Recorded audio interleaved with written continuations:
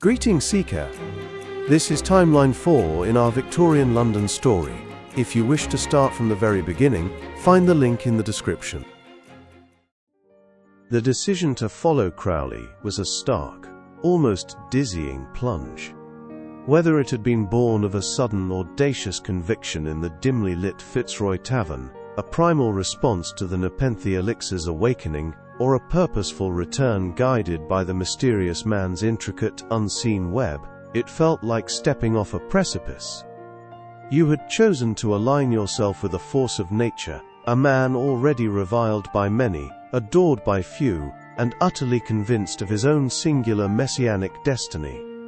London, once a labyrinth of gaslight and shadows, now thrummed with a new, dangerous energy, a city on the cusp of occult upheaval. That very night, the city air crackled with an unspoken tension, thick and electric. Crowley, a figure of defiant elegance in his dark velvet, moved through the labyrinthine streets with a predatory grace, a handful of fiercely loyal, almost fanatical followers, including yourself, trailing in his wake. His eyes, burning with an almost manic resolve, seemed to cut through the swirling mist that clung to the cobblestones. The destination was whispered, not shouted, the inner sanctum of the Hermetic Order of the Goldendawn, a place of hushed rituals and ancient secrets, now, in Crowley's view, a stagnant pool divorced from its true powerful source. This was no subtle initiation, no quiet ascent through grades. This was an audacious direct challenge, a forcible attempt to pierce the veil to the deepest truths, to confront those who guarded, or perhaps merely claimed to guard, the gateway to the legendary secret chiefs. Crowley was leading a charge, driven by an insatiable hunger for the ultimate knowledge, an attempt to seize the spiritual reins from what he deemed a failing, fear-ridden establishment. The approach to the temple, nestled in a quiet, unassuming thoroughfare, was steeped in a tense, almost cinematic silence. The only sounds were the distant clopping of hansom cabs, and the frantic thrumming of your own heart. A single gas lamp flickered near the door, casting long, dancing shadows that seemed to writhe with anticipation. Crowley paused, his hand on the ornate brass knocker, his eyes sweeping over his small, determined retinue. A ghost of a smile touched his lips, a mixture of triumph and sardonic amusement. Then, with a decisive rap that echoed ominously in the still night, he announced his presence. The door creaked open, revealing a startled, stern-faced figure, Captain Fuller, if the whispered accounts from the Black Book were to be believed, one of the London Temple's leading lights, his face etched with a mixture of disbelief and fury. Behind him, other robed figures began to emerge from the temple's antechamber, their expressions a grim tableau of indignation, prepared for conflict. This was the famous Battle of BLYTHE Road, and you were standing at its very epicenter. Crowley, Fuller's voice was a low growl laced with barely contained outrage. By what right do you disturb the sanctity of this order? You were cast out. Your name is anathema here. Crowley merely chuckled, a low, guttural sound that seemed to vibrate with contempt for their provincialism. He stepped forward, pushing the door wider, revealing the dimly lit interior of the temple beyond. Sanctity, Fuller.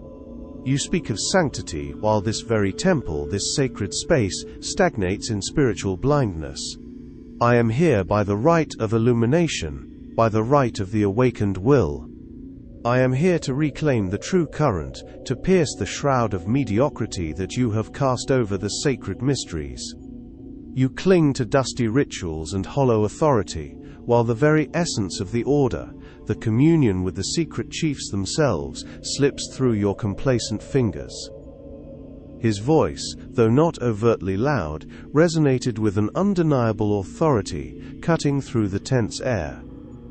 You hoard the knowledge, distort the true law, and preside over a dying order that has lost its way. I am here to re-establish the proper order, the rightful authority of true spiritual gnosis. As he spoke, you couldn't help but wonder, was this fierce loyalty genuine, Or was Mather's absent authority merely a convenient banner for Crowley to unfurl, a dramatic pretext for his own audacious intrusion into the heart of the Order's secrets, perhaps even a calculated move to draw out the mythical secret chiefs themselves? A thin, ascetic-looking man, perhaps Dr. Berridge, stepped forward from the shadows. "You are an egomaniac, Crowley, a betrayer of your oaths, a purveyor of chaos. Your methods are an abomination, your spirit, corrupted by pride. You seek only to usurp, to shatter the very fabric of our discipline. The Golden Dawn has no place for such deviation. You are no more a chief than a common street urchin, merely a deluded fool clinging to a semblance of power." Crowley threw back his head and laughed, a full-throated, almost joyous sound that shocked the solemn assembly. "Chaos? My dear doctor, you confuse conviction with depravity. You confuse true gnosis with your petty grades and tedious rituals. I have pursued the truth, unburdened by your antiquated fears. While you whisper dusty incantations in your musty chambers, I have faced the very abyss, communed with forces that would shatter your fragile minds. You cling to a false light, a diluted truth, while the universe screams for liberation. You speak of discipline, yet you lack the courage to gaze upon the ultimate source of power, the secret chiefs who truly guide our path. This order, this temple, is a prison, a museum of dead gods. I carry the true current, the living flame, the key to the very heart of the mysteries you so fear to unlock." Fuller, his face contorted with rage, took another step, his hands clenching into fists. "Your claims are blasphemy, your actions a violation. Your very presence here a sacrilege.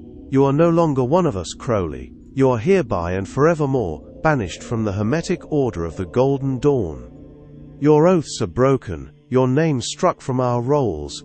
You are an outcast, a pariah, to be shunned by all true seekers of the light." Crowley's smile, far from faltering, widened. He took a theatrical bow, a gesture of mock deference. "Banished? My dear captain, you cannot banish what has already transcended you. You merely confirm my prophecy. This order is a sinking ship, a cage for the timid. I break your chains, not because I am a renegade, but because I am a pioneer. You cling to the past, while I forge the future. Let your light dwindle to a mere spark. Mine, I assure you, is only just beginning to blaze." With a flourish, he produced a small, intricately carved silver dagger from within his velvet jacket. He did not lunge or threaten, but instead, with a single, swift motion, he plunged it into the polished wooden frame of the temple door, leaving it quivering there, a defiant mark. "Let this be a testament to your folly," he declared, his voice echoing with chilling finality. "The old Aeon dies, and you, my former brothers, are its mourners. I go now to seek the true masters, to commune with the secret chiefs directly, beyond your petty squabbles and stagnant dogma." With that, Crowley turned on his heel, his eyes catching yours for a brief, triumphant moment. He strode out into the damp London night, his followers moving in lockstep behind him, leaving the stunned members of the Golden Dawn to grapple with the desecration of their temple and the audacious challenge to their authority. You felt a profound sense of exhilaration, mingled with a touch of unease. You had witnessed a schism, a rebellion, and you had chosen the side of the rebel, the uncompromising force. The lines between genius and madness, as Crowley himself had noted, felt infinitesimally thin, yet undeniably compelling. Though he had made a passing mention of Mather's authority during the confrontation, his true intent had seemed far more personal, driven by an unquenchable thirst to bypass all earthly intermediaries and confront the highest, most mysterious intelligences of the occult world. His actions here, though born of a complex mix of ambition and perhaps genuine spiritual insight, cemented his reputation as an outcast, a pariah to the established occult order.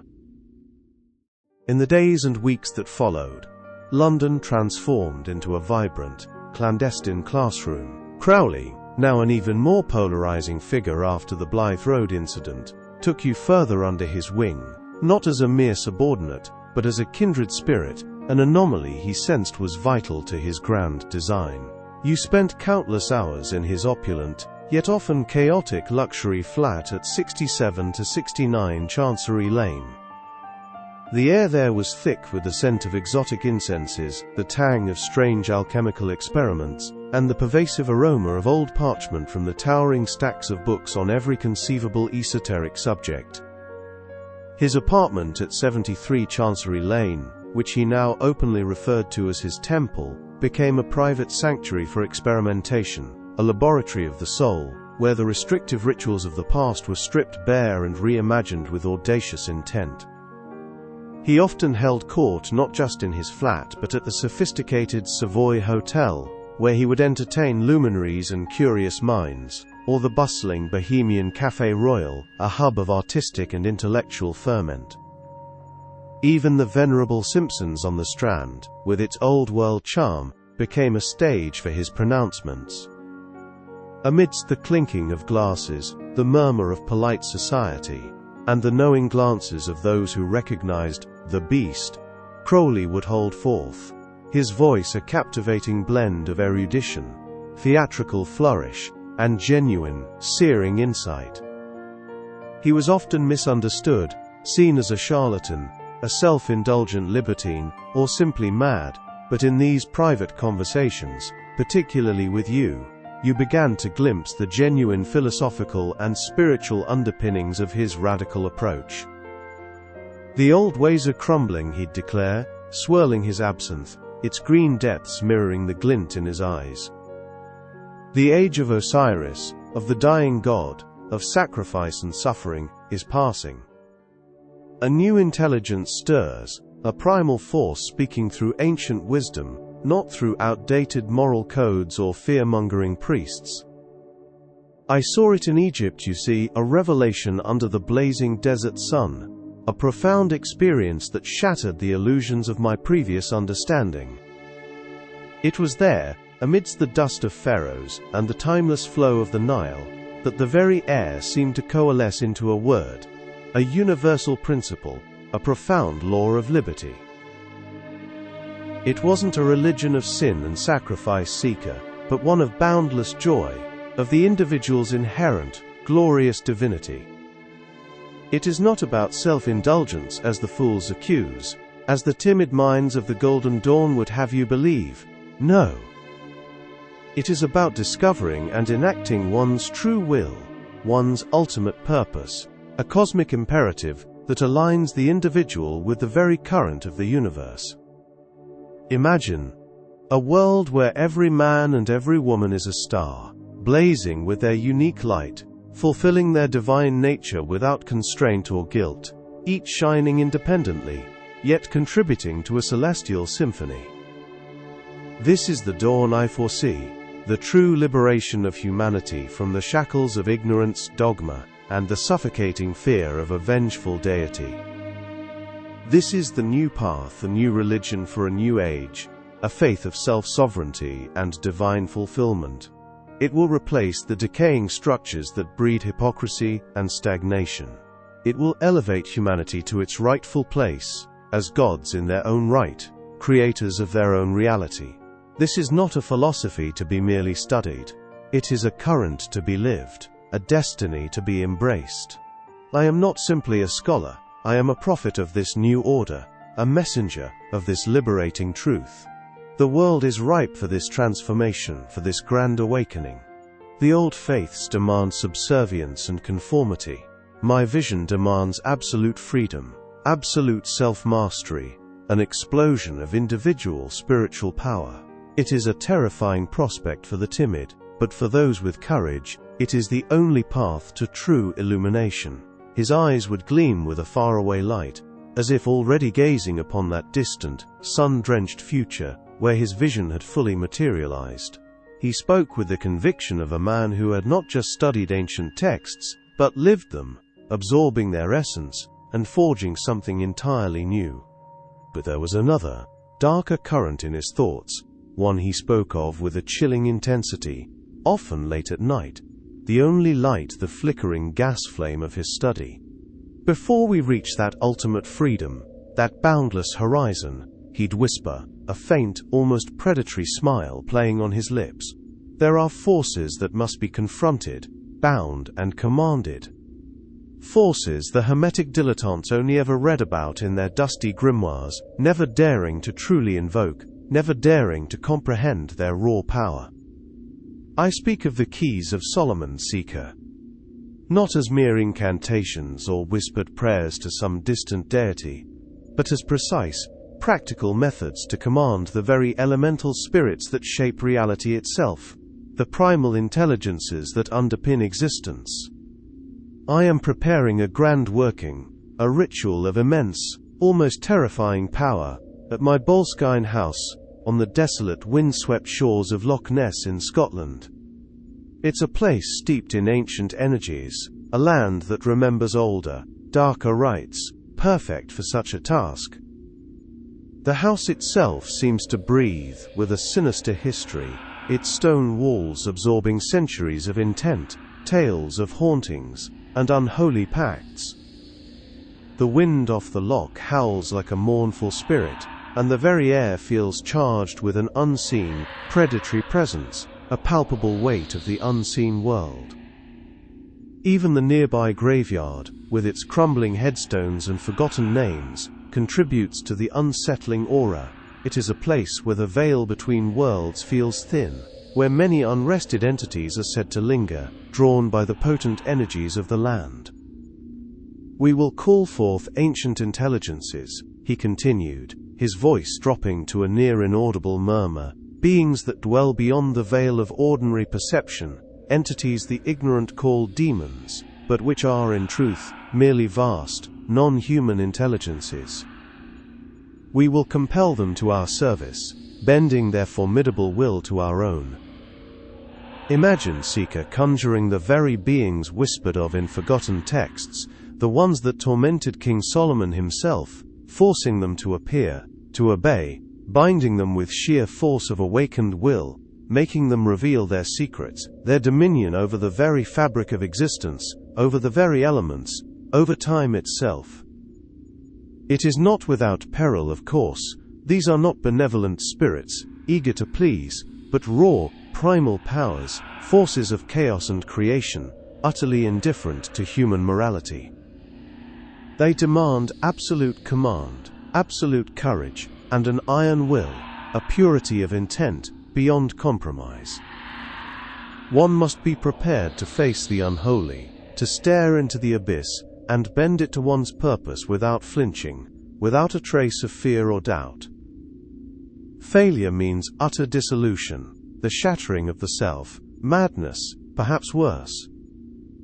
But success means power unimaginable, the ability to manifest our true will upon the physical plane, to change the course of destiny itself.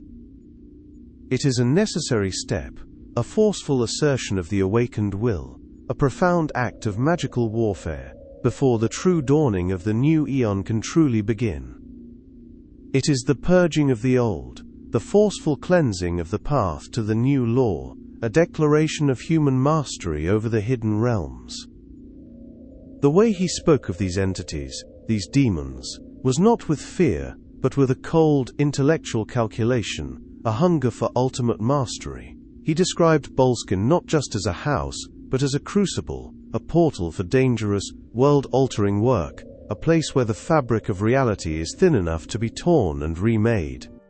Crowley had laid bare his ambitious plans, two divergent paths from this point forward, both leading to power and revelation, but through vastly different means.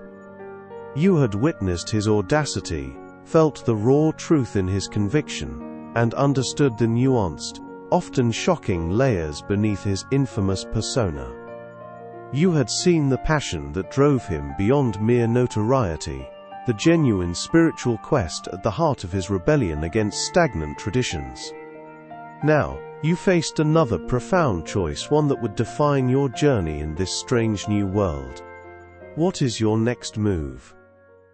First option: Embark with Crawley on his journey to Egypt to seek the ancient wisdom of Thoth. Second option, join Crawley on his journey to Boleskine House for the dangerous, powerful ritual